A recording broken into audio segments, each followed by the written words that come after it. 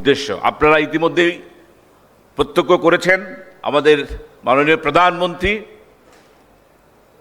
Inclusive state সিস্টেমে বিশ্বাস করেন, যার জন্য সকল ধর্ম বর্ণ নির্বিশেষে সবাইকে নিয়ে একতে উনি রাষ্ট্র পরিচালনার জন্য সকল পদক্ষেপ গ্রহণ করছেন।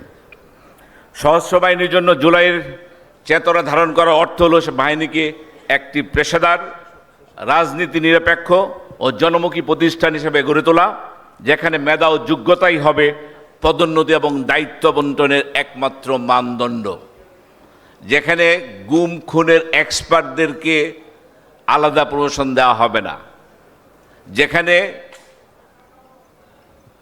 প্রত্যেকটা ইন্ডিভিজুয়ালের কাজের জন্য তাকে দায়বদ্ধ থাকতে হবে।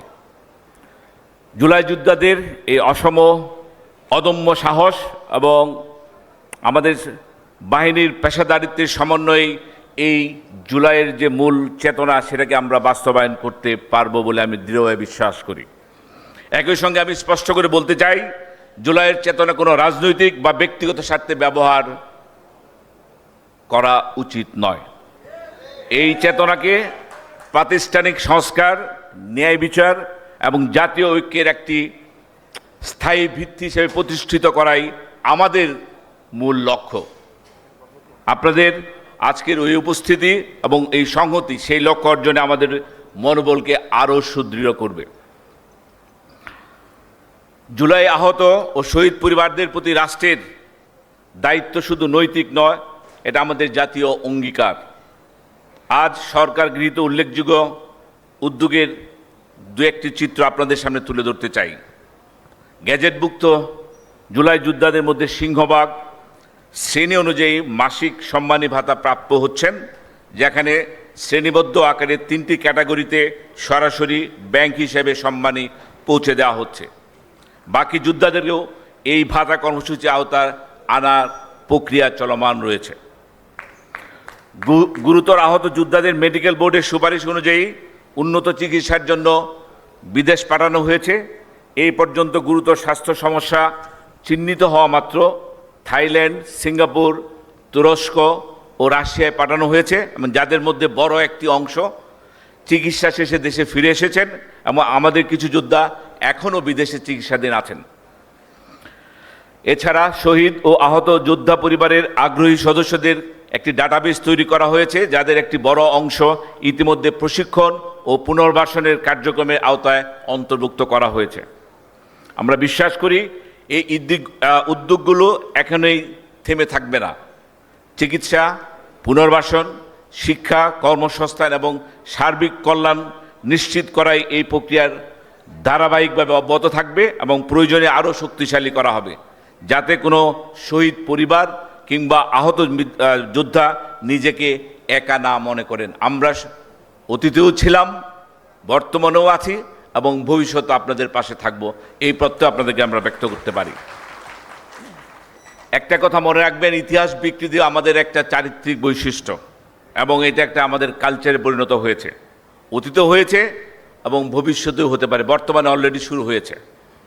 তাই আমাদেরকে সতর্ক থাকতে হবে যেন জুলাইয়ের আত্মত্যাগ, সত্য এবং ইতিহাস কোনো অপব্যাখ্যা, বিভ্রান্তি বা সংকীর্ণ স্বার্থের কাছে যেন হারিয়ে না যায়।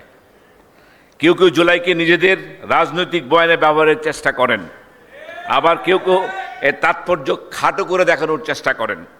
ইতিহাসের প্রতি শ্রদ্ধা মানে সত্যকে ধারণ করা, ভবিষ্যৎ প্রজন্মের কাছে সঠিক ইতিহাস তুলে ধরা। এক্ষেত্রে অবসরপ্রাপ্ত সামরিক সদস্য এবং রাও পরিবারের নিরপেক্ষ অভিজ্ঞ কণ্ঠস্বর ভবিষ্যৎ প্রজন্মকে সঠিক পথ দেখাতে গুরুত্বপূর্ণ ভূমিকা রাখবে বলে আমি দৃঢ়ভাবে বিশ্বাস করি। একটা স্লোগান আমাদের খুব বেশি হৃদয়কে আন্দোলিত করত। সেই স্লোগানটা ছিল, লক্ষ শহীদের রক্তে কেনা দেশটা কারো বাপের না। এবং এই স্লোগানটা দিয়েই কিন্তু আমরা অনেক কিছুই বুঝাতে পেরেছিলাম, সারা বাংলাদেশকে ঐক্যবদ্ধ করতে পেরেছিলাম।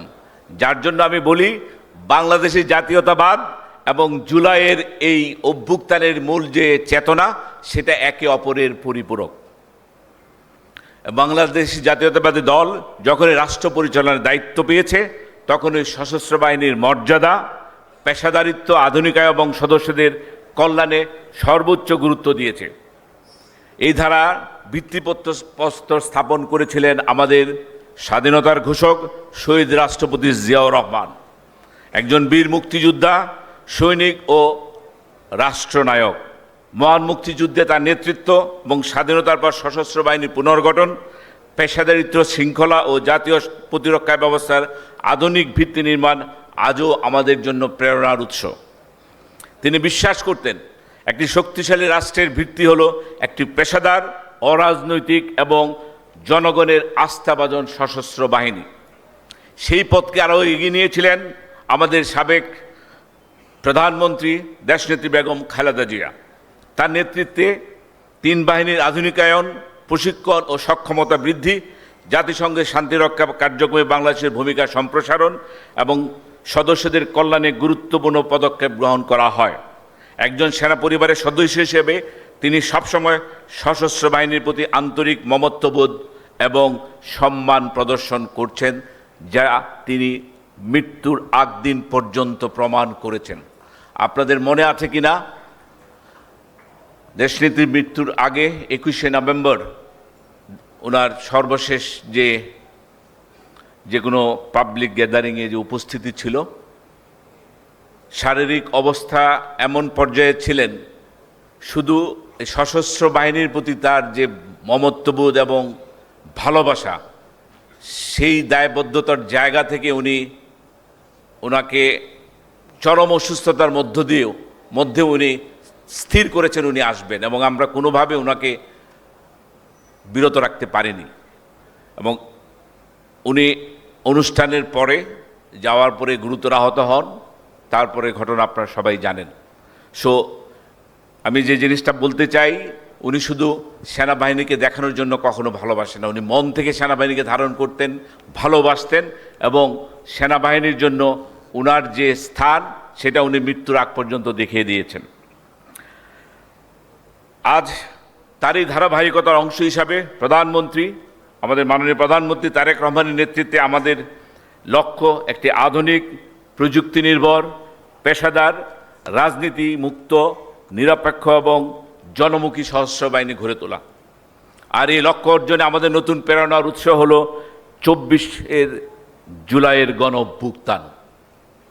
জুলাইয়ের সেই উত্তাল দিনগুলোতে ছাত্র জনতা যে অভূতপূর্ব ত্যাগ স্বীকার করেছে, তা আমাদের জাতীয় চেতনার অবিচ্ছেদ্য অংশ হয়ে দাঁড়িয়েছে।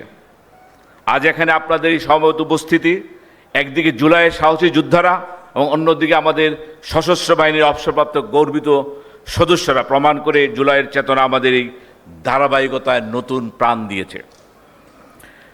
উপস্থিত জুলাই সদস্যরা, জুলাই যোদ্ধা এবং আমাদের অভিজ্ঞ অবসরপ্রাপ্ত সদস্যরা যখন একই মঞ্চে মিলিত হয়েছেন, তখন এই সমন্বয় আমাদের বাংলাদেশের ভবিষ্যৎ রাষ্ট্র বিনির্মাণে এক শক্তিশালী অঙ্গীকার হিসাবে কাজ করবে বলে আমি দৃঢ়ভাবে বিশ্বাস করি। জাতীয় নিরাপত্তা কেবল একটি সীমান্ত রক্ষার বিষয় নয়, এটি অর্থনৈতিক নিরাপত্তা, খাদ্য নিরাপত্তা, সাইবার নিরাপত্তা, তথ্য নিরাপত্তা, সামুদ্রিক ও জ্বালানি নিরাপত্তা, দুর্যোগ মোকাবেলা, সামাজিক সম্প্রীতি এবং জাতীয় স্থিতিশীলতার সঙ্গেও গভীরভাবে সম্পর্কিত। এই বহুমাত্রিক নিরাপত্তার আধুনিকায়ন ও সক্ষমতা বৃদ্ধির কর্মসূচি ইতিমধ্যে আমরা গ্রহণ করেছি এবং সশস্ত্র বাহিনীকে আত্মনির্ভরশীল এবং যুগোপযোগী কাঠামোতে পরিণত করার জন্য যা যা করা প্রয়োজন, আমাদের বর্তমান সরকার তা করার জন্য বদ্ধপরিকর। শুধু আমি আপনাদেরকে একটাই অনুরোধ করব, আমাদের সরকারের বয়স হয়েছে মাত্র 5 মাস, একটু ধৈর্য ধরতে হবে। আমরা অঙ্গীকারবদ্ধ এবং সর্বোচ্চ চেষ্টা করছি যাতে এই জুলাইয়ের যে আকাঙ্ক্ষা, স্বাধীন সার্বভৌম রাষ্ট্র, যে রাষ্ট্রের দিকে তাকিয়ে কেউ অঙ্গুলি তোলার আগে 10 বার চিন্তা করবে, এমন একটা রাষ্ট্র ব্যবস্থা আমরা যাতে তৈরি করতে পারি, এমন একটা প্রতিরক্ষা ব্যবস্থা যাতে তৈরি করতে পারি, যার জন্য আমরা সর্বোচ্চভাবে চেষ্টা করছি। প্রয়োজন আপনাদের সাহায্য এবং সহযোগিতা।